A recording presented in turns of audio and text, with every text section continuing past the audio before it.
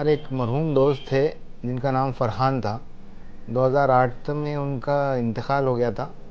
उसके बाद से जो है तो और उनकी भी यही था कि भाई मरीज़ों के लिए जो पेशेंट्स हैं, नीडी पुअर पीपल है जैसे, उनके लिए मदद करनी चाहिए। तो ये एक उनका एम्बिशन था।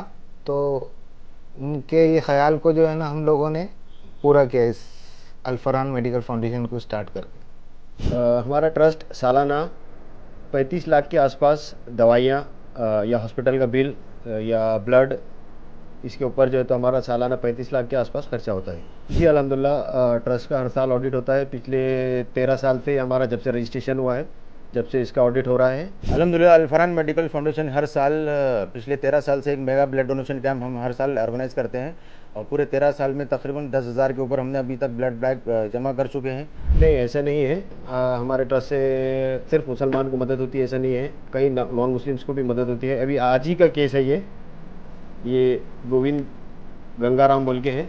ये इनको आज ही चेक इशू किया है 10,000 का। ये ओरियन सिटी केयर में इनको किडनी ट्रांसप्लांट हुआ है।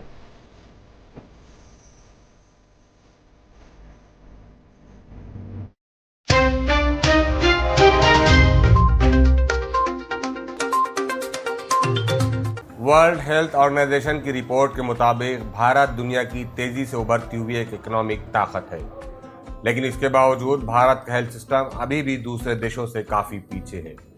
इसमें कोई शक नहीं कि भारत की साबिका और हालिया सरकारों ने यहाँ की जनता को बीमारियों से निजात दिलाने के लिए कई स्कीम्स लॉन्च की है। इसके बावजूद सोसाइटी में कई एनजीओज है जो गरीबी की सतह से नीचे जिंदगी गुजारने वाले लोगों की बीमारियों में मदद करते हैं। ऐसी ही एक एनजीओ महाराष्ट्र के शहर औरंगाबाद में हेल्थ के मैदान में जरूरतमंदों पर लाखों रुपए महीना खर्च करती है। अल फरहान मेडिकल फाउंडेशन के नाम से शुरू किया गया एक ट्रस्ट पिछले 17 सालों से अवामी खिदमत में मसरूफ है। फरहान खान नामी मरहूम नौजवान के इंसानियत नवाजी के जज्बे से मुतासिर होकर फरहान के ही 11 दोस्तों के 1100 रुपए महीने से शुरू होने वाला ये ट्रस्ट आज हर महीने 3.5 लाख रुपए की दवाएं मुफ्त तकसीम करके जरूरतमंदों की मदद के लिए 365 दिन तैयार रहता है। अस्सलाम वालेकुम। मरीज़ों की मदद का ख्याल ऐसे आया कि हमारे एक मरहूम दोस्त थे जिनका नाम फ़रहान था। 2008 में उनका इंतकाल हो गया था। उसके बाद से जो है तो और उनकी भी यही था कि भाई मरीज़ों के लिए जो पेशेंट्स हैं, नीडी पुअर पीपल है जैसे, उनके लिए मदद करनी चाहिए। तो ये एक उनका एम्बिशन था। तो उनके ये ख्याल को जो है ना हम लोगों ने पूरा किया इस अल फरहान मेडिकल फाउंडेशन को स्टार्ट करके। भले ही भारत सरकार हो या महाराष्ट्र सरकार, महात्मा ज्योतिबा फुले जीवनदायी योजना या प्रधानमंत्री योजना के तहत भारत की जनता की मदद के लिए बड़े बड़े अस्पतालों में खतरनाक बीमारियों के फ्री ऑपरेशन कर रही हो, लेकिन पोस्ट ऑपरेटिव मेडिसिन यानी ऑपरेशन के बाद दवाइयों के खर्च से कई खानदान माशी तौर पर तबाह हो रहे हैं। वो ऑपरेशन तो फ्री करवा लेते हैं, लेकिन मरीज के सेहतमंद होने तक लगने वाली दवाओं का खर्च बर्दाश्त नहीं कर पाते।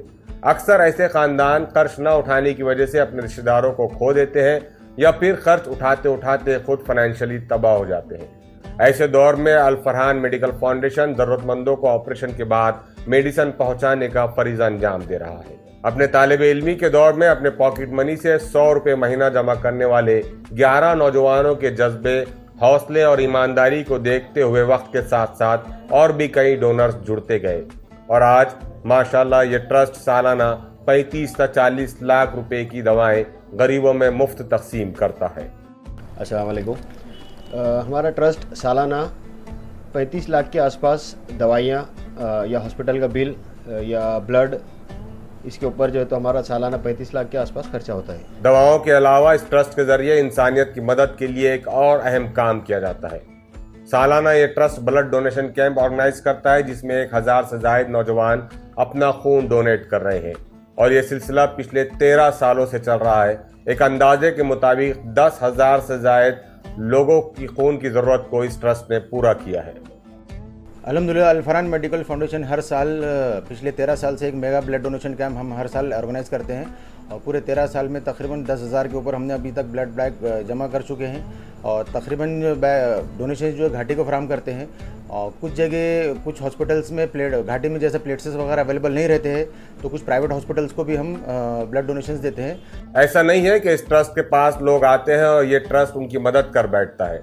मदद करने से पहले ट्रस्ट के जिम्मेदारान जिस शख्स को मदद दी जा रही है उससे मुतालिक तमाम तफसीलात हासिल करते हैं, उसके घर पहुंचते हैं, उसका बैकग्राउंड मालूम करते हैं और तमाम तहकीक के बाद ही उस ज़रूरतमंद को मदद दी जाती है। अल फरहान मेडिकल फाउंडेशन की एक ख़ास बात यह भी है कि ये तमाम सरकारी सर्टिफिकेशन के साथ काम करते हैं। ये पिछले 13 सालों से अपना ऑडिट करवा रहे हैं और इनके पास सरकार से मुतालिक दिए जाने वाले तमाम सर्टिफिकेट्स मौजूद है और ये हर साल अपना ऑडिट करवाते हैं। अल फरहान मेडिकल फाउंडेशन के जिम्मेदारों का कहना है कि ये ट्रस्ट सिर्फ मेडिकल लाइन में भी हेल्प नहीं करना चाहता बल्कि मुस्तकबिल करीब में महाराष्ट्र पब्लिक सर्विस कमीशन यानी MPSC के तहत लिए जाने वाले एग्जाम्स में ज़रूरतमंद बच्चों की माली इमदाद करना चाहता है।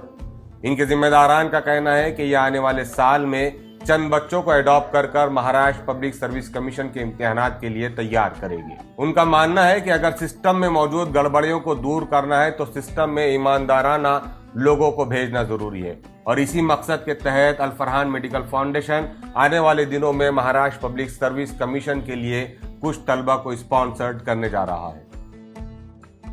इसके अलावा हमारा जो है तो एजुकेशन लाइन के ऊपर काम करने का प्लान है जिसमें हम MPSC के बच्चों को जो है तो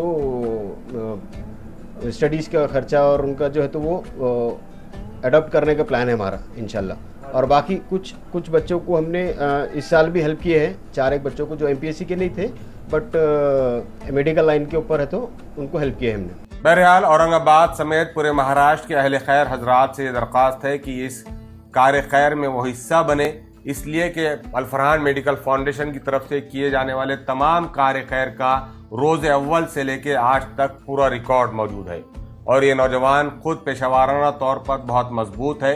ये सिर्फ खिदमत खल्क के जज्बे के साथ ये काम अंजाम दे रहे हैं। ऐसे वक्त में ज़रूरत है कि इस ट्रस्ट की दामे दर में सुकने मदद की जाए ताकि आने वाले दिनों में ये ट्रस्ट बेहतर से बेहतर काम अंजाम दे सके। Asia express TV Aurangabad.